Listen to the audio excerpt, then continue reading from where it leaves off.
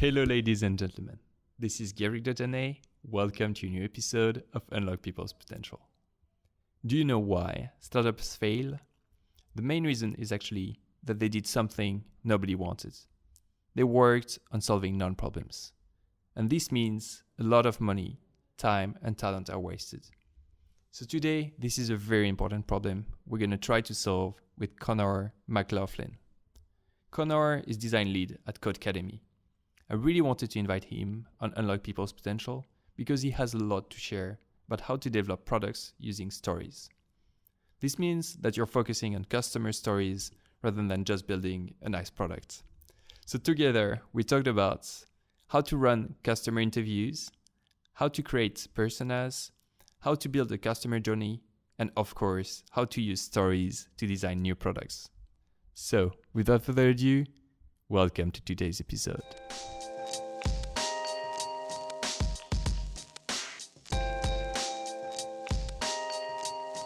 Hey Conor, Hi, great to be here. how are you doing? I'm doing really well. No, Conor, I'm so pleased to have you and Unlock People's Potential. It's an absolute pleasure, yeah. So the whole story is basically you wrote an article on Medium about narrative product development, and that's something I've found super interesting.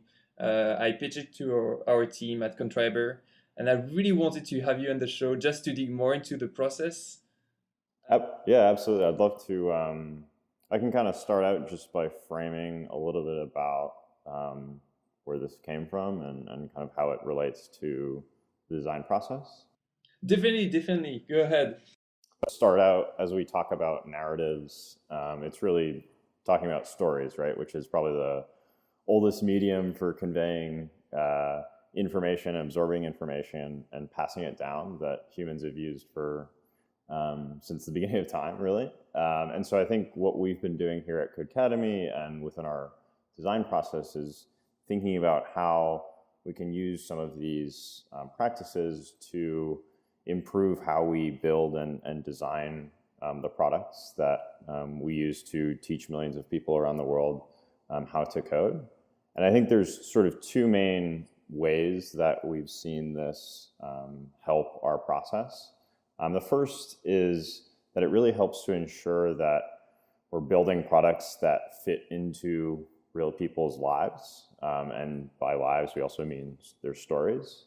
And sort of a practical way of how this can work is, I think a lot of times when we're creating products, we're thinking about coming up with new product ideas. The question is, how does that fit into someone's life? What problem is it solving? And what we try to do is to begin everything by listening to our customers' sort of full stories. And I think too often, sometimes you can design things or create things in little snapshots of stories. So say you're creating a product that's for a very single moment within someone's day. Maybe it's like an alarm clock and it's that moment right at the beginning of the day. And the more you can think about looking at their entire story, the more it really helps to improve the products, right? For us, we are constantly trying to figure out how to improve the way people learn. And learning to code is, if you've ever tried it, it can be really frustrating and really hard. And so, if we would be discounting a lot if we only looked at the moment when people are sitting down and learning. I think what we try to do is listen to people's stories, their whole stories, where they're coming from, the motivations they have, the aspirations they have, and why they come to our platform in the first place. And so thinking about framing everything about how we listen to our customers and how we think about building for them in the idea of this whole story, I think is really important. And we can get sort of into some of the details of how you can apply that to some of the stuff you're working on. But that's kind of one sort of broad way it applies. And the second thing is that using narrative and stories within the design process is just a really fantastic way to get more people involved in the process. As I said earlier, I think stories are one of the best mediums that basically everyone can relate to. We all took writing classes when we were kids, and we all listen to stories or read stories every day. So having and thinking about stories as something you can create during the design process. If it's as simple as, instead of creating some complicated product spec or a big wireframe document, I'm just writing a really simple story about how the product you're about to create or you want to create fits into your customers' lives and how it changes their lives is a really good way to sort of force yourself to think about what the product is. And then it's a really fantastic way to get, as I was saying, get more people involved in the process. Everyone from the CEO to your team to even your customers, everyone can read a story, provide feedback, and feel like they're part of the process. So those are sort of two kind of top level things of how it kind of fits into the process. These are like definitely great benefits of like using stories to design and engage the team. And you said, and obviously that's the real point of having a story is to fit in real people's Absolutely. lives. And you mentioned this idea of like focusing on the full story rather than a single moment. And how do you make sure that you're getting all of the input from the customers? So what are the questions, the kind of questions that you ask to get the full stories? Because sometimes the customers or users tend to focus on the single bits. Sure. How do you get the full and the big picture? Yeah, it's a great question. One of the ways, there's this technique called the 5 whys. And what it is that if you ask someone a question, they'll give you an answer. But a lot of times the answer that they give you is not really the true answer. It's sort of something on top. So if you have a conversation with someone and you sort of keep asking the question, okay, well, why do you do that, right? So say you ask the question like, oh, when do you typically learn how to code? And they'll say, oh, I typically learn, in the evening. And that's a great detail, but it's not something we can start designing with. But then if you start pushing them further and say, okay, well, why is it in the evening?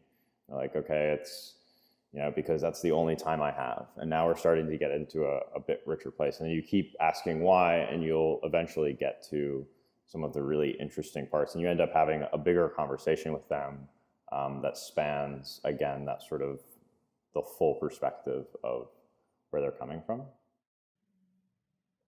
And so beyond this asking why, yeah, do you get the context before? Do you have any other questions that you ask? Are you focusing on something particular? And also, do you know already what you want to hear from the customers, like what type of stories, or are you just exploring? Yeah, so I think we can kind of dive into some of the details. There's, we talk about personas as a tool to design from. And so I think sometimes we're talking to customers because we're trying to set a very beginning framework of who is the customer.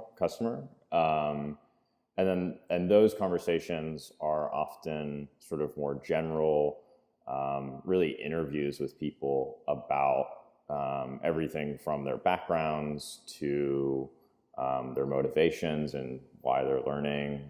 And those are much more open conversations than if we're sort of maybe farther down in the product cycle, where maybe we're looking to get specific feedback about some features we're working on or products we're building.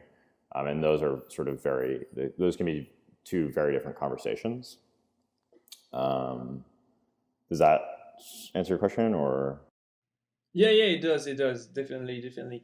And so from these insights that you get doing user interviews, and I think you also do a lot of user testing. Correct, we do.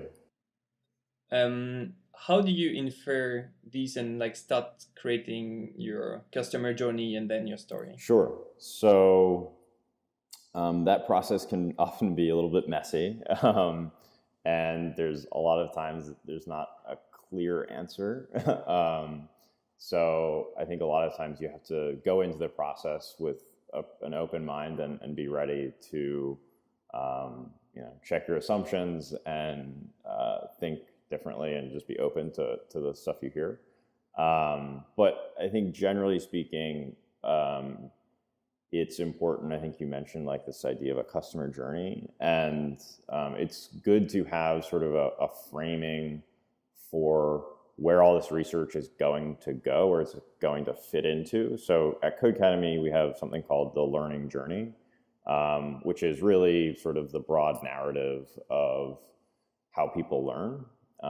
And so when we go in and say we're doing research or we're talking to a bunch of different people, we take all of that information and insights, right? Maybe it's information about different behaviors people have, maybe it's their expectations, maybe it's the different needs they have, and being able to take that, document it, write notes as you're doing the interviews, but know that it's going to end up fitting into what we call sort of the learning journey, or for more broadly, kind of this idea of a customer journey, where you're able to, say you talk to 10 different people and there's, 20 or 30 different insights that cover sort of the gamut of information about what people, expectations they have about using your product. Then maybe there's other information you take around problems they have with the current product, and maybe there's a whole nother bucket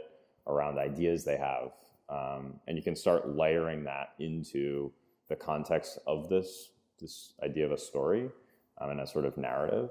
Because I think a lot of times, when you're creating companies or creating products, we often, maybe think about, we're in this niche space, but if you think about it, every company is really, you're entering into each of your customers' lives. And ideally, for us, our goal is that we can help people and they can, by learning, sometimes wholly change their life, right? Get a new career, totally change what they're able to do or how they're able to work. And in that sense, we need to think about their whole journey, right? They may use Codecademy in the very beginning of their learning process, but we'd be selling ourselves short if we don't think about their whole journey and if we don't look at opportunities down the line. And this gets into, all the exciting parts about thinking about the future product roadmap and all of this, where maybe we're working on a core feature, but we also want to make sure that if we pick up little ideas along the way as we're doing this research, as we're talking to people, we have a sort of framework to pin those ideas down. Maybe it's like, oh, we had this great idea for a new mobile app, that might be far out on our product roadmap. We have this idea of a learning journey and a customer journey that we can sort of pin it to, and make sure that we can maybe come back to it when we have the time. There is something I really want to highlight, and I love what you said, is that every time we create something new, a new product, new business, we enter into our customers' lives. And this is so true. Then when you look at all of the successful businesses, they are all part of our lives. I mean, we can think of Twitter, Facebook, and all of the social media, as well as like other businesses and apps like Airbnb or Uber. Like they're like really, they're part of our lives. Absolutely. And it's something that I feel sometimes founders struggle with, because they come up with their idea and they love the idea and they don't get into this learning journey. And sometimes it's because they don't have like a proper persona, or they actually have several personas, because people have different stories. And I guess like a lot of Codecademy users have different stories. So how do you identify these different personas and kind of find the correlation between some stories and others and group them into categories? Great question. So there's this really great quote that I kind of wanted to frame this with, and it's by the founder of Patagonia. And he said, if you want to understand the entrepreneur, study the juvenile delinquent. The delinquent is saying with his actions, this sucks, I'm going to do my own thing. And I think so the funny thing, and to kind of frame the conversation about personas, is that a lot of times, especially if you're starting a company, you have this attitude of, there's this problem in the world, it's affecting me personally, I want to change it, right? It doesn't make sense that no one solved this problem. And I think even, and in that case, like the simplest manifestation of a persona is yourself. And if you take Codecademy as, I think, a really good example of this, when Codecademy started, our two founders, Ryan and Zach was really interested in learning how to code. They were both at college, and Ryan was an engineer and started to help Zach in learning and help some other people. But they were both just really amazed by the lack of resources at the time online and elsewhere to help people learn how to code. And so the very beginning of Codecademy, the first iteration of the product, was really a solution for Zach, right? And he was the persona. And I think, personas are super important, and we use them every day here now. But I also sort of want to frame it as it can be a really simple thing, and it helps to think about, when you do have those moments where you think, this is crazy that no one's solved this problem, I want to go solve it. Take that moment and understand that all of us are very complicated people, right? We have emotions, we have desires, all these things. And in order to properly design something that can fit all of that in, it's a pretty complicated thing. And that's why, fast forward for us, we now teach millions of people around the world how to code. And as you were saying, we have a lot of different personas now because we have people in different cultures, different locations, and we need what we call the persona as a tool to help ensure that, we're not just teaching Zach anymore, we're teaching millions of people. And so to talk a little bit about sort of the practical, how can you actually get that done? The best scenario is using a combination of data and interviews. So what a persona really is it's essentially a profile of your most important customers. And it's really important, as we've been talking about, to have this just to make sure that you are designing for real people and you're solving sort of human problems that fit into people's lives. And how you decide to segment and how you decide sort of which personas are most important largely depends on the focus of the company. For us, most of our personas are focused on people's goals because we found that often is the biggest indicator of sort of behaviors, motivations, all these things. So you have, on the one hand, you have people that are coming to our platform that are looking to make a whole career change, right? And those people often are extremely motivated. Sometimes they've even gone so far as quit their job and they're doing, they're learning how to code full time. On the other end of the spectrum, you have people that are just sort of getting started, right? They're asking the question, what is code? Is it something that could be interesting to me?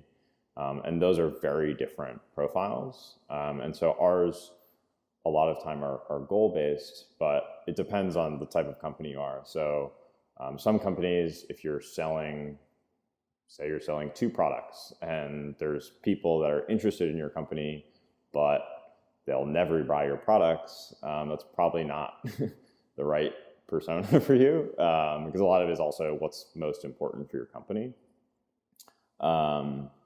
So I'm kind of skirting around this question of how do you segment different personas or people, and it can be everything from location, money, needs, whatever is, as you have a company, sort of what you define as most important.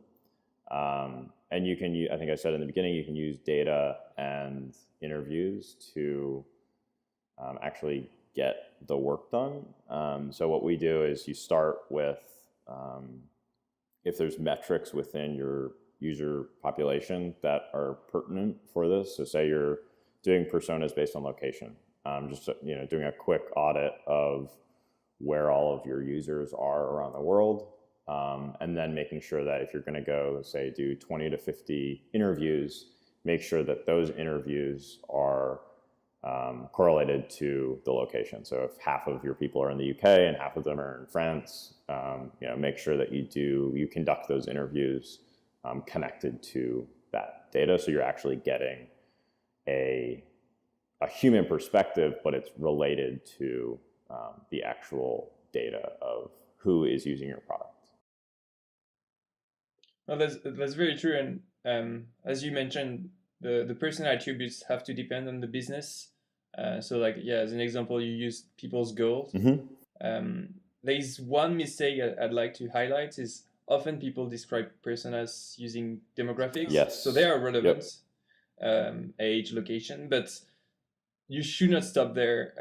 This is one part of the persona, and you can have like very old people and very young people who have the same goals, and they end up all coding and learning how to code on Codecademy. So. Absolutely, yeah, that's a great point, and I think that's one of the main reasons why we settled on segmenting ours by goal, because as you say, right, if you're really young or if you're really old or if you're in one location or the next, the most important thing above and beyond that is your motivation and your goal. So absolutely.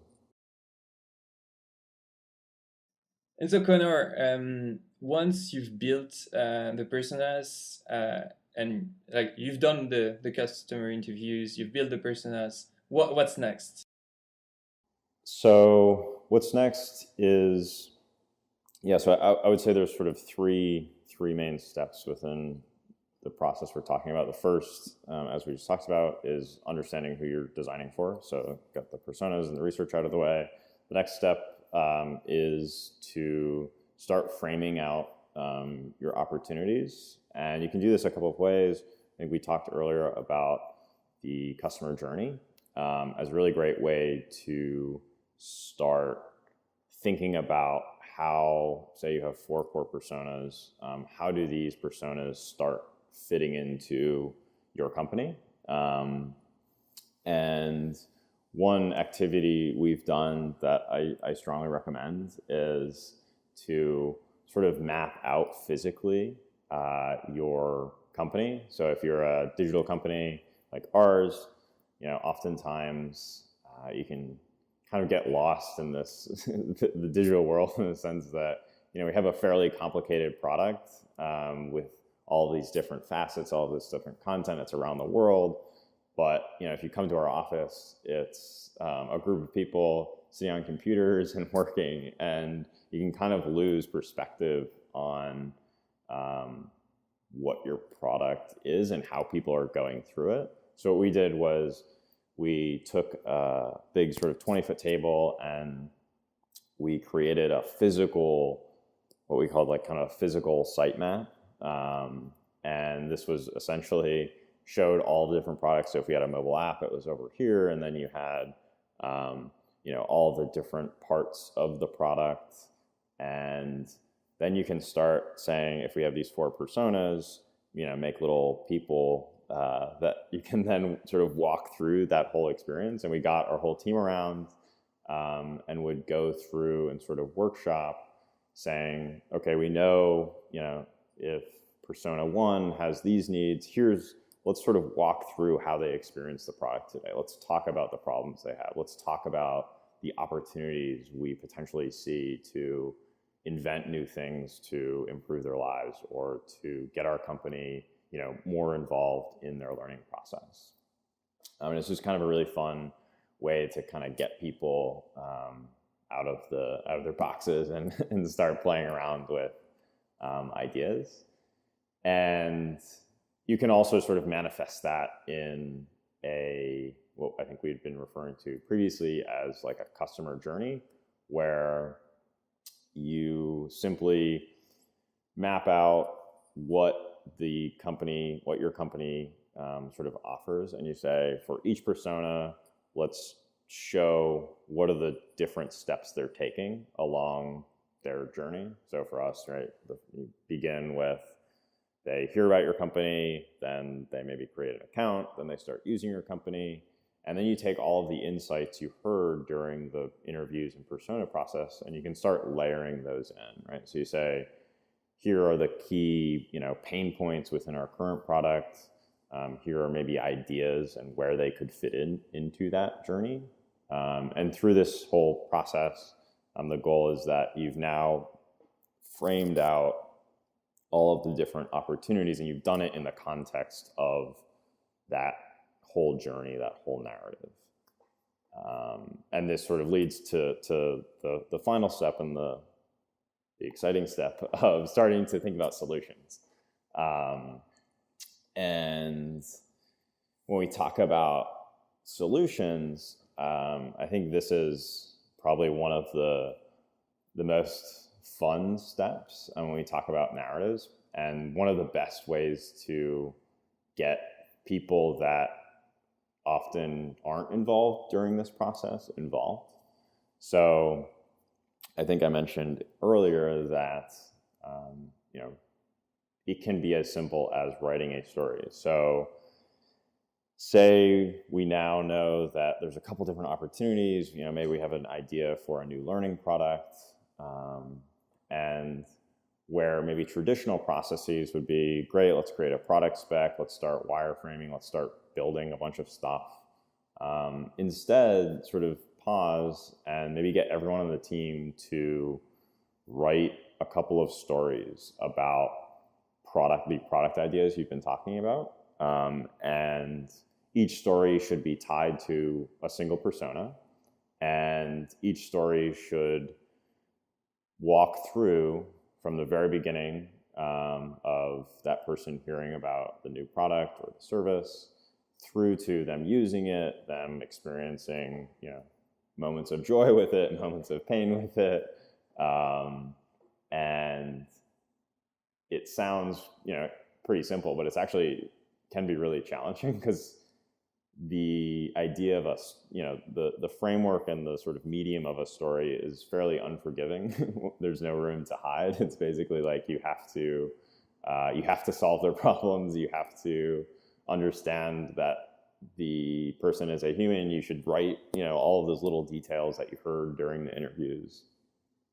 And the output of this, which is awesome, is, say you have a team of 10 people working on this, you now have 10 different stories all sort of working within the same context. And you can bring those stories together and start talking about them and start sharing them and giving each other feedback. And it's a medium that just lends itself so well to feedback, and people, just everyone can write a story and everyone can give feedback on it. So that's, and then, we can talk about, the rest of the process. We get into more in the nuts and bolts of the product development process and the sort of build out phase. But I think, what we've talked about so far is kind of a good framing for how that narrative can play in. This is so true, Conor. Thanks for sharing all of this. It's basically the core of narrative product development is probably this idea of sharing and writing the stories. And what I really like with this concept is everyone can get involved. And as you said, like there is no, like you can't forget anything. You need to get the full picture right. You need a consistent story, because otherwise when you read through it, it's obvious Absolutely. that there is something missing. Absolutely.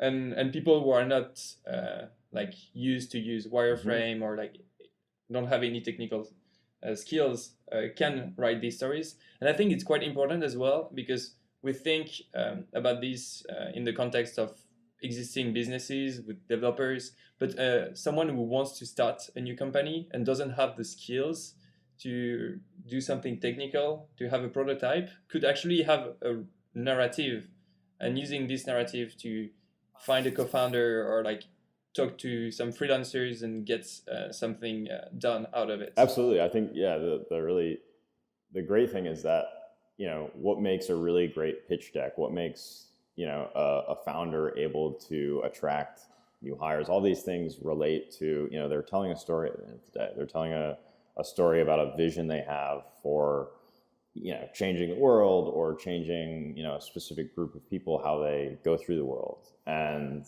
so, as you're saying, being able to, just starting by writing a really simple story is a fantastic sort of forcing function of combining all of these things, be it understanding your customers to making sure that the solutions you're thinking about or the business you're pitching is a business that, you know, is sort of a way that it fits into real people's lives. And it's just again, just sort of a really great way to frame all of that and get people excited about the ideas that you're trying to build. And we talked about customer journey, or in the context of Codecademy, learning journey and personas. And these are terms that marketing people use as well. Do you leverage the same tools in marketing? Yeah, so I think there's there's a lot of overlap between some of these tools with marketing, especially, you know, personas, customer journeys, all these things. As you get deeper into the product development process with them, especially the customer journey, I think you can just start building out what those tools are in more depth, and just start layering it into, and it almost sort of can take the form of even go so far as like a product roadmap, where, you know, even within our product roadmap, we've gotten to the place where we refer to how we're thinking about the future in the form of narratives, in the form of how we want to help. Maybe it's, you know, we'll take more personas on, we'll take more people on, and think about how we'll invent new ways for them to learn. Does that make sense? Or yeah, it does. And I had the last question about the product development. Sure. When you use the narrative, how do you then infer the features that you need? Yeah, so what we've done in the past is, if you start with that simple narrative, you start with that story, what will happen is naturally, you know, as you start writing and you start saying that the person, the main character of the story, who is the persona, you start solving their problems and you start talking about features. Go through the exercise of writing that story, create that story, take a step back, and you'll start to see, you can, you know, go as simple as just circling what are the different features you talked about, and how are those features used within the story, right? Is it a new mobile app that has to do X, Y, and Z? Is it just, you know, maybe a tweak to a current feature? And that's sort of the very beginning of saying, okay, great, now we need to figure out what are the details and how can we get all of that stuff done? Or let's dive into what those would start to look at. And process-wise, what I love to do is, after you've written out the story, start storyboarding the story. So you go from kind of the written form to, you know, sort of keyframes of each of the moments with, you know, if there's 10 chapters of the story, each chapter maybe highlights a different feature or product set, and you start to, you know, do sort of doodles of how the people are using the product, maybe like some key screens, if it's a digital product. And then that then leads to the world of, you know, start wireframing, start talking to engineers about what's possible. And then we start getting into the more sort of traditional methods of wireframing, UX, UI, and through to development. Yeah, no, that's so interesting, Conor. Like, thank you so much for sharing all of this. Absolutely, so glad to share.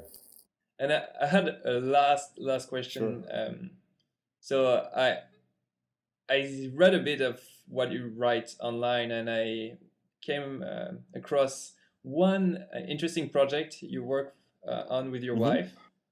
Can you just tell us a bit more about it and how it changed your life? Yeah, absolutely. So we started almost a year ago, and what the project is we create a pattern every day and we just posted to Instagram and sort of got into a routine of together making something every single day. And this came out of the desire to work in a sort of creative capacity with my fiance. And what I've found, there's sort of a couple things I really love about the project and that I'd love to share. The first thing is that creating something, we all go to work and we often build stuff with our coworkers, and then we come home and we have hopefully lovely relationships with our loved ones and our families and our friends. But as someone who's creative and loves to make stuff, I found that I started asking the question: could I build more dimensions of my relationship with my fiance and my loved ones by making stuff together? And so we decided to just start creating a pattern every day, and it's been just a sort of wonderful way of and sort of new dimension within our relationship of making something together. And I think the other thing is the cadence of every day. I think this is not a new idea. There's been artists, I think, throughout all of the ages who have had this idea of just the practice of making something every day, and the routine of it is a really fantastic way to push yourself creatively, because it really breaks down barriers of all the things maybe you worry about making something really perfect and you're scared to release it into the world, but framing it as you have to create something every single day is a really fantastic way to free yourself and just start making stuff and sharing it in a more free way. So I wrote that article in part just because my experience with doing this with my fiance has been such a beautiful one, in the sense that we've really, I think, pushed ourselves creatively, but it's also created this fun new sort of routine where instead of watching TV or doing something at night, we're sitting down making something together, which has just been so fun. No, that's true. That's often what happens when you need your creative skills at work, is you come back home and then you stop being creative. Mm-hmm. This might not be right, actually. And I feel your project is very interesting and very inspiring, because it shows that, you can find something fun to do, and when you practice creativity every day, you get just better at it. Absolutely. Conor, thank you so much for being on Unlock People's Potential. Oh, it's been my pleasure. It's been so fun. It was great to hear your story and also your method about narrative product development. We'll make sure we'll link to the show notes your articles as well as your Instagram accounts. I'm sure the listeners will be delighted to see what you've done with your fiancé. So, fantastic. Well, thank you so much. Thank you a lot, Conor. Absolutely.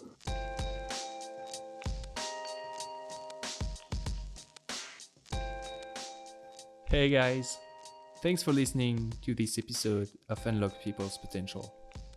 This podcast was brought to you by Contriber. Be sure to subscribe on iTunes and leave a review. Let us know what you think. You can find the show notes on our blog, blog.contriber.com. Thanks for listening, and I hope you've been inspired to become a great leader and to unlock people's potential.